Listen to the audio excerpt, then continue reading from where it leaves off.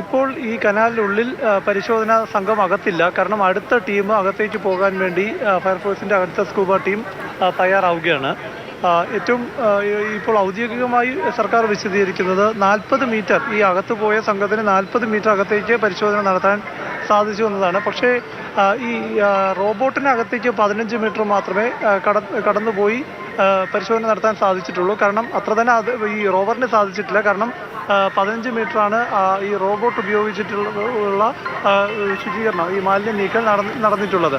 അടുത്ത സ്കൂബ ടീമിന് അകത്തേക്ക് ഇറങ്ങുന്നതിന് വേണ്ടിയുള്ള ഓക്സിജൻ സിലിണ്ടറും സജ്ജീകരണങ്ങളും വീണ്ടും ഇപ്പോൾ ഈ ആമേജ തോട്ടിലേക്ക് ഇറക്കുകയാണ്. വളരെ മന്ദഗതിയിലാണ് രക്ഷാപ്രവർത്തനം നടക്കുന്നത് എന്നതാണ് എടുത്തു പറയേണ്ടത്. കാരണം പ്രതികൂലമായ സാഹചര്യങ്ങൾ തന്നെയാണ്. കാരണം നേരത്തെ ഈ രക്ഷാപ്രവർത്തനത്തിന് വേണ്ടി ഈ 3ാമത്തെ പ്ലാറ്റ്ഫോമിൽ മാൻഹോളിനകത്ത് ഇറങ്ങിയ രക്ഷാപ്രവർത്തകൻ പറഞ്ഞത് പ്രകാരമാണെങ്കിൽ ഒരു ഗുഹയ്ക്കകത്തൊക്കെ നടത്തുന്ന രക്ഷാപ്രവർത്തനത്തെക്കാളും ദുഷ്കരമാണ്. കാരണം മലിനജലമാണ്, മാലിന്യം കുന്നുകൂടി കിടക്കുന്നു. ഇതിനിടയിൽ ചെറിയ ഗ്യാപ്പിലൂടെ വേണം അവർക്ക് അകത്തേക്ക് കടന്നുപോയി പരിശോധന നടത്തേണ്ടത്. അത് തന്നെ ഈ അപകടത്തിൽപ്പെട്ട ആളെ പോലെ തന്നെ ഒരു ജീവന് അപകടം പിടിച്ചൊരു ജോലി തന്നെയാണ്, രക്ഷാദൗത്യം തന്നെയാണ് ഈ ഫയർഫോഴ്സിൻ്റെയും NDRFിൻ്റെയും സംഘം നിർവഹിച്ചുകൊണ്ടിരിക്കുന്നത്. അപ്പോൾ അതുകൊണ്ട് തന്നെ വളരെ തിടുക്കത്തിൽ അവർക്കത് ചെയ്യാൻ സാധിക്കില്ല. അകത്തേക്ക് കടന്നുപോയി രക്ഷാദൗത്യം നിർവഹിക്കേണ്ടതുണ്ട്. ഇതിലേറ്റവും ഇപ്പോഴും ഔദ്യോഗികമായി തന്നെ വിലയിരുത്തപ്പെടുന്നത് ഇപ്പോൾ നമ്മൾ ഈ കാണുന്ന ഈ രക്ഷാപ്രവർത്തകർ നിൽക്കുന്ന ഈ ഭാഗത്തിനും 3ാമത്തെ പ്ലാറ്റ്ഫോമിനും ഇടയിൽ തന്നെ ജോയ് കുടുങ്ങിക്കിടപ്പുണ്ട് എന്നതാണ്. അതായത് ഈ റെയിൽവേ സ്റ്റേഷൻ്റെ പ്ലാറ്റ്ഫോമിനടിയിൽ തന്നെയുള്ള കനാലിൻ്റെ ഭാഗത്ത് തന്നെ ജോയ് കുടുങ്ങിക്കിടക്കുന്നു എന്നതാണ് ഇപ്പോഴുള്ള നിഗമനം. അത് അനുസരിച്ചുള്ള രക്ഷാപ്രവർത്തനമാണ് നടക്കുന്നത്. ഈ 1ാമത്തെ പ്ലാറ്റ്ഫോമിൻ്റെ ഈ റോഡിനവിടെ നിന്ന് കാണുന്ന കനാൽ ഭാഗത്ത് മാത്രമാണ് രക്ഷാദൗത്യം ഇപ്പോൾ നടക്കുന്നത്. 3ാമത്തെ പ്ലാറ്റ്ഫോമിൻ്റെ അവിടെ മാനുവൽ ഉയർത്തിയുള്ള രക്ഷാപ്രവർത്തനം അവസാനിപ്പിച്ചിരിക്കുന്നു. കാരണം അവിടെ നിന്ന് കടന്ന് ഈ 1ാം പ്ലാറ്റ്ഫോം ഭാഗത്തേക്ക് കനാലിൻ്റെ ഭാഗത്തേക്ക് വരിക ദുഷ്കരമാണ്. അതിനുള്ള പ്രായോഗിക പ്രശ്നങ്ങൾ എന്തൊക്കെയാണെന്നാണ് നേരത്തെ ഈ രക്ഷാദൗത്യത്തിനായി അകത്തിറങ്ങിയവർ വിശദീകരിച്ചത്. ഏതായാലും വളരെ സങ്കീർണമായൊരു രക്ഷാപ്രവർത്തനം. ഒരുപക്ഷെ തിരുവനന്തപുരത്ത് ഇത്തരത്തിലൊരു അപകടവും ഇത്തരത്തിലൊരു രക്ഷാപ്രവർത്തനവും മുൻപ് എങ്ങും നടന്നിട്ടില്ല എന്നത് തന്നെയാണ്. വളരെ വേഗത്തിൽ രക്ഷാപ്രവർത്തനം നടത്താൻ കഴിയുന്നില്ല എന്ന് തന്നെയാണ് ഏറ്റവും പ്രധാനം. അതിന് കഴിയാത്തതിൻ്റെ കാരണങ്ങൾ ഇത് തന്നെയാണ്. കാലങ്ങളായി ഈ റോഡ് ഈ തോട് ശുചീകരിക്കാത്തത് കൊണ്ട് തന്നെ മാലിന്യം കുന്നുകൂടി നിറഞ്ഞു കിടക്കുന്നതുകൊണ്ട് തന്നെ മാലിന്യമാണ് പൂർണ്ണമായി നിറഞ്ഞു കിടക്കുന്നു. അതിനടിയിലൂടെയാണ് മലിനജലം ഒഴുകി പോകുന്നത്.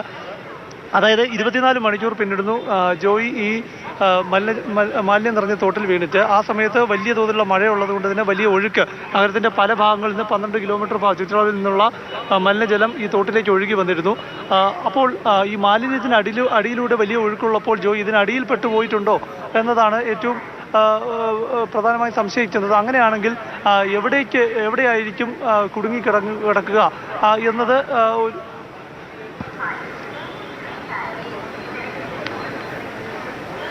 ശരി, പ്രശാന്ത് കൃഷ്ണയാണ് അവിടെ നിന്ന് വിവരങ്ങൾ നൽകിക്കൊണ്ടിരിക്കുന്നത്. മാലിന്യവും ചെളിയും മറികടക്കുക, അതുതന്നെയാണ് ഏറ്റവും പ്രധാനപ്പെട്ട ഏറ്റവും വലിയ പ്രതിസന്ധി എന്ന് പറയുന്നത്. നോക്കൂ, സമയം 12 മണി കഴിഞ്ഞിട്ടുണ്ട്. ഇന്നലെ 10:30ക്കാണ് ജോയി ചളി നീക്കാൻ വേണ്ടി ആ തോടിലേക്ക് വൃത്തിയാക്കാൻ ശ്രമിക്കുന്നതിനിടെ ഈ ഒരു അപകടം ഉണ്ടാകുന്നത്.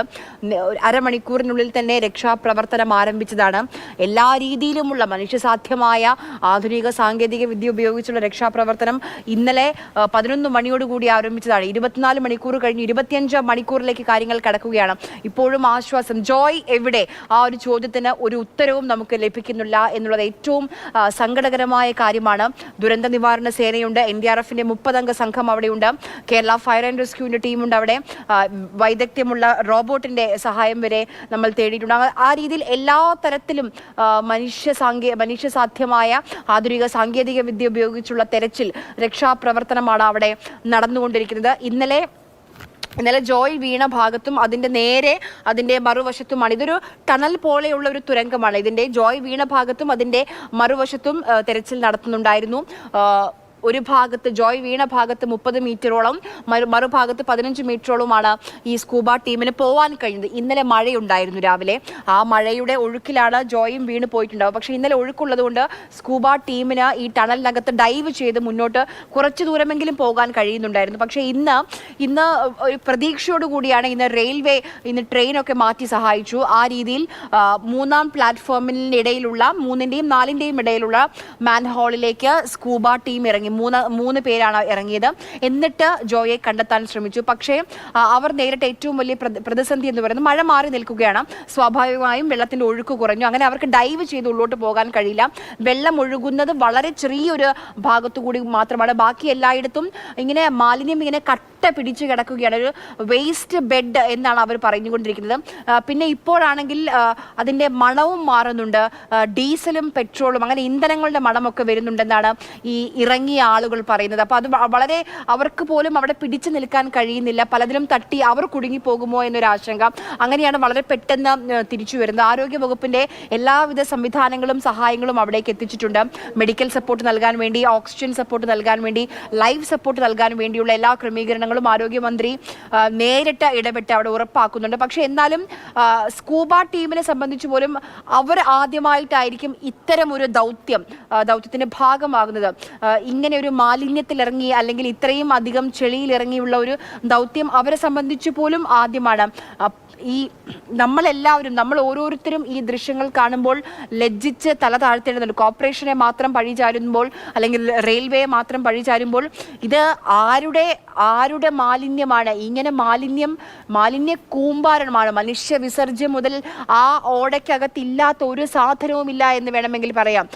കമ്പി മുതൽ ചെടികൾ, എല്ലാ തരത്തിലുമുള്ള മാലിന്യങ്ങൾ അവിടെ കുമിഞ്ഞുകൂടി കിടക്കുകയാണ്. അത് മാറ്റാൻ കഴിയുന്നില്ല. ഇപ്പോൾ ഈ പ്ലാറ്റ്ഫോമിനിടയിലെ മാൻഹോളിൽ ഇറങ്ങുമ്പോൾ വലിയ പ്രതീക്ഷയുണ്ടായിരുന്നു. കാരണം ഒരു പക്ഷേ ഇരുവശത്തേക്കും അതിലൂടെ പോകാൻ കഴിയും. അങ്ങനെയാണെങ്കിൽ കൂടുതൽ ദൂരം കവർ ചെയ്ത് ജോയെ കണ്ടെത്താൻ കഴിയുമെന്നൊരു പ്രതീക്ഷയുണ്ടായിരുന്നു. പക്ഷേ വെള്ളം വളരെ കുറച്ച് ഭാഗത്ത് കൂടെ മാത്രമേ ഒഴുകുന്നുള്ളൂ. ബാക്കിയുള്ള ഭാഗത്ത് മുഴുവൻ മാലിന്യമാണ്. അപ്പോൾ അവർക്ക് മുന്നോട്ട് പോകാൻ കഴിയില്ല. ഈ പ്ലാറ്റ്ഫോമിന്റെ അവിടേക്ക് എന്തെങ്കിലും തരത്തിലുള്ള ഈ യന്ത്രോപകരണങ്ങൾ എത്തിച്ച് മാലിന്യം നീക്കം ചെയ്യുക, അതും സാധ്യമല്ല. അപ്പോൾ വലിയ പ്രതീക്ഷയോടുകൂടിയായിരുന്നു ഈ പ്ലാറ്റ്ഫോമിലെ മാൻഹോളിലേക്ക് സ്കൂബ ടീം ഇറങ്ങിയത്. പക്ഷേ അവിടെ നിന്നും ഒരു പ്രതീക്ഷ നൽകുന്ന, ആശ്വാസം നൽകുന്ന വാർത്ത നമുക്ക് ലഭിച്ചില്ല എന്നുള്ളതാണ്. അല്പസമയം മുൻപ് ഉന്നതതല യോഗം ചേർന്നിരുന്നു മന്ത്രി വി ശിവൻകുട്ടിയുടെ നേതൃത്വത്തിൽ. അവർ വിലയിരുത്തുന്നത് എന്താണെന്ന് വെച്ചാൽ 70 മീറ്ററോളം സഞ്ചരിക്കാൻ കഴിഞ്ഞു.